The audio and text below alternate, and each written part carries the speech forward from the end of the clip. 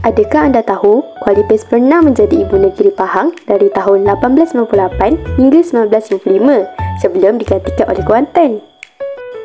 Bandar Kuala Lipis merupakan sebuah bandar bersejarah yang terletak di negeri Pahang.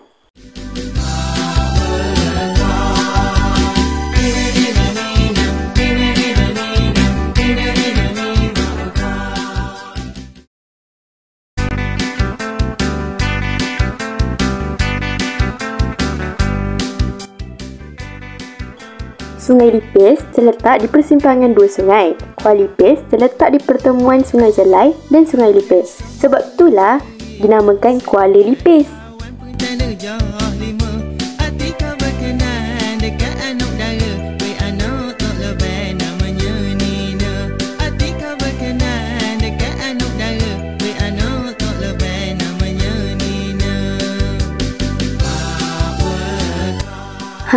Ini pula Batu Kosong.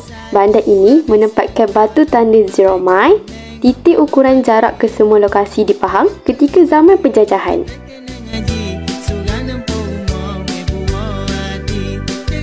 Kuala Lipis ni kaya dengan sudut menarik untuk fotografi dan video yang estetik.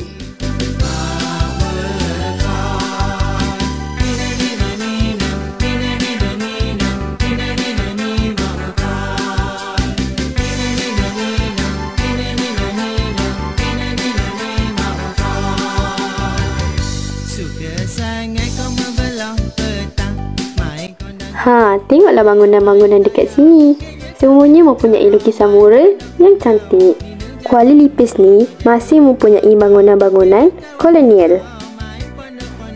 Selama lebih 1 abad, Kuala Lipis berdiri saksi kepada perubahan zaman, dari zaman kolonial hingga denyut moden Malaysia.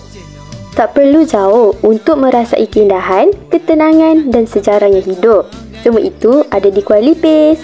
Mehlah sini kalau demo tak pernah datang lagi.